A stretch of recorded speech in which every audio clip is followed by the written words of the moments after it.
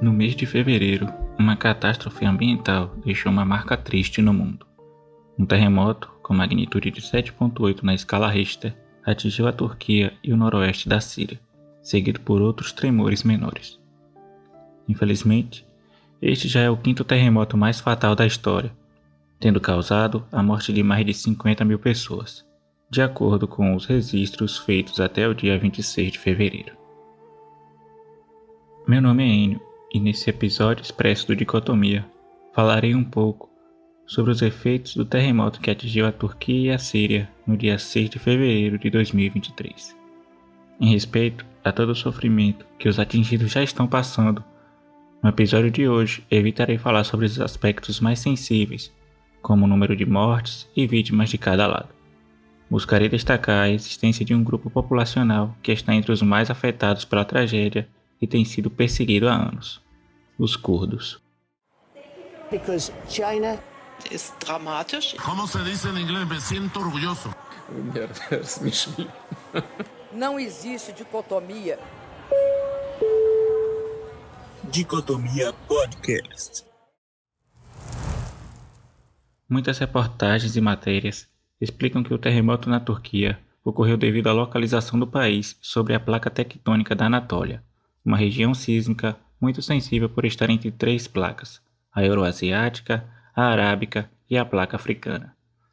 As placas tectônicas são grandes blocos rochosos que formam a crosta terrestre e estão em constante movimento. O local onde essas placas se encontram pode ocorrer o que chamam de falhas geológicas, que é onde duas placas passam uma pela outra, sendo as principais causas de terremotos. Na Turquia, o epicentro da catástrofe ocorreu próximo a uma falha geológica entre a placa da Anatólia e a placa da Arábia, uma região propícia para atividades sísmicas. Por não ser geólogo, já peço desculpas para os que são por erros que posso ter cometido na explicação dada até agora. Mas antes de passar para outros aspectos da catástrofe, tem um outro fato curioso que dá uma dimensão sobre tudo isso. Segundo o astrofísico Sérgio Sacani, a energia liberada pelo tremor principal de 7,8 na escala Richter foi o equivalente a 130 bombas nucleares de Hiroshima. Os impactos dessa força destrutiva não foram sentidos apenas na região próxima ao epicentro. As consequências também chegaram a países vizinhos, como Israel, Chipre e Líbano. As cidades de Gaziantep e Kahramanmaraş foram as mais afetadas pelo desastre natural, ambas localizadas na Turquia. A primeira foi onde ocorreu o terremoto principal, e em Kahramanmaraş foi onde o segundo abalo de magnitude 7,5 aconteceu. Do lado sírio, a cidade de Jinderis, próxima à fronteira com a Turquia, foi a principal atingida, sofrendo danos imensuráveis. Centenas de milhares de pessoas turcas e sírias foram afetadas pelos terremotos e muitas foram evacuadas dos locais mais atingidos, recebendo ajuda humanitária tanto de seus países de origem quanto de organizações internacionais, ONGs e outras nações. Vale destacar que a Síria enfrentou obstáculos adicionais por conta das sanções impostas pelos Estados Unidos ao país. Apesar disso, as pressões internacionais fizeram com que temporariamente essas sanções fossem suspensas para permitir a chegada de ajuda necessária. No entanto, um grupo específico que habita as regiões mais afetadas tem dificuldades para receber o suporte necessário devido à discriminação e perseguição que sofrem há anos. Eu estou falando dos curdos. Mas quem são os curdos? Esta é uma pergunta que certamente não possui uma resposta fácil, mas que tentarei brevemente esboçar uma. Os curdos são um dos maiores povos sem estados do mundo, talvez o maior, com a população estimada em cerca de 35 milhões de pessoas. Eles estão distribuídos em países como Azerbaijão, Armênia, Turquia, Geórgia, Iraque, Síria e Irã, entre outros. Segundo Maria Florência Guarche Ribeiro, a referência completa você pode encontrar na descrição. Sua origem remonta aos antigos povos da Mesopotâmia que habitavam um território entre os rios Tigres e Eufrates. Apesar de sua grande população, os curdos não possuem um Estado-nação com fronteiras estabelecidas e um território formalmente reconhecido, que seria o Kurdistão.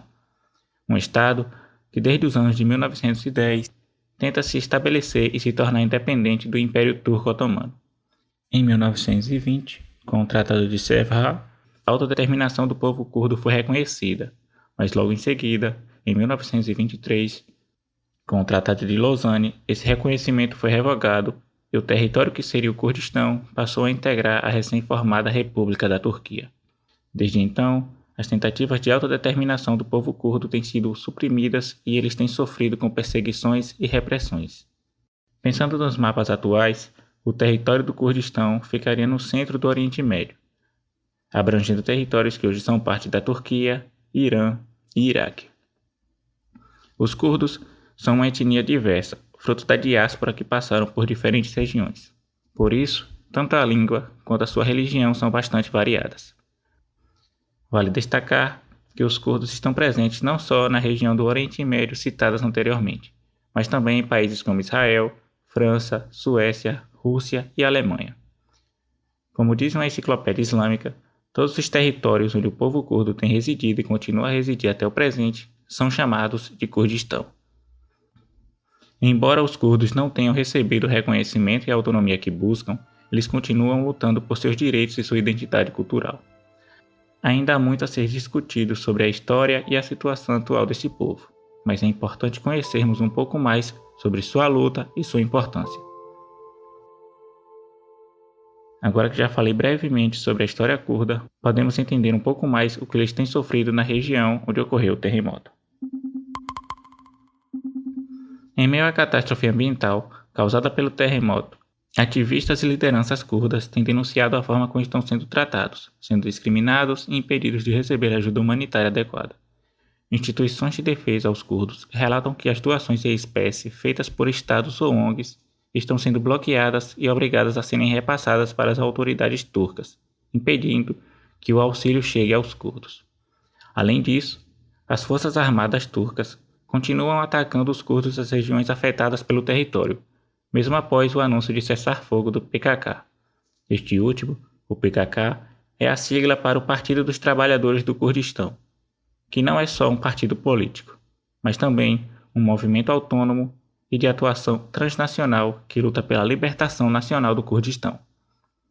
Outro ponto de destaque é a infraestrutura inadequada das residências e prédios da região que foram atingidas pelo terremoto.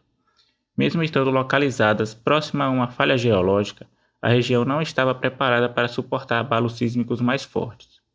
Essa negligência do governo turco em prover assistência para a região, onde vive uma grande população curda e de refugiados sírios, é apontada como um dos fatores que contribuiu para a intensificação dos danos causados pelo terremoto. Os efeitos dos eventos naturais são incontestáveis, mas a mitigação de seus impactos pode ser realizada por meio da ação humana com a atenção dada por parte dos governantes. Infelizmente, nos últimos dias, turcos, sírios e curdos têm sofrido com o impacto de um forte terremoto. Aqui no Brasil, uma região específica tem vivido dias de caos por conta das fortes chuvas. O litoral norte paulista tem sido castigado pelas chuvas que caem desde o início do mês, resultando na perda de entes queridos, lares e vidas. A população tem sentido os efeitos devastadores das enchentes e deslizamentos de terra, que têm causado um grande transtorno. Nesse momento, as equipes de resgate, bombeiros, defesa civil e outros profissionais da área têm trabalhado incessantemente para ajudar as vítimas da tragédia, com o objetivo de minimizar o sofrimento da população. O momento é de união e de solidariedade, tanto da população quanto das autoridades, para ajudar aqueles que mais precisam neste momento difícil. As imagens da tragédia são chocantes, a devastação é inimaginável. Construções foram destruídas, estradas foram danificadas e as pessoas estão tentando se recuperar do choque e da perda. Eu assisti às notícias e vi as imagens dos escombros e das equipes de resgate trabalhando incansavelmente para salvar vidas e, nesse processo, também perdendo-as. Eu não posso imaginar o horror que as pessoas afetadas estão passando. É difícil aceitar que catástrofes desse nível possam ocorrer, mas, infelizmente, acontecem. Meus sentimentos estão com aqueles que foram afetados por essas tragédias e espero que eles possam se recuperar o mais rápido possível. Bem, é isso, pessoal, mas antes de finalizar, quero avisar que a nossa newsletter mensal, a Dicotomias Expressas do mês de fevereiro, está chegando, e ela vem bem caprichada como sempre, mas dessa vez contendo um material especial sobre a invasão russa à Ucrânia, que completou 1 ano esse mês, contando com a participação de professoras especialistas no tema, falando sobre o que aconteceu nesse último ano, os impactos políticos, econômicos e sociais. Enfim, se eu fosse você, eu não perderia. Além disso, a edição conta com mais eventos que marcaram esse mês, como o terremoto que falei um pouco nesse episódio, as questões do balão espião ou não, as viagens do presidente Lula. Bem, é melhor você mesmo conferir e mandar para aquele amigo, amiga e parente que está sempre perguntando sobre o que está acontecendo no mundo. O link para assinar vai ficar também na descrição. Por fim, quero reforçar o pedido de sempre, de nos seguir nas redes sociais, @dicotomia_cast, tanto no Twitter quanto no Instagram, e avaliar com 5 estrelas no Apple Podcasts e no Spotify. Eu fico por aqui, um forte abraço e até mais.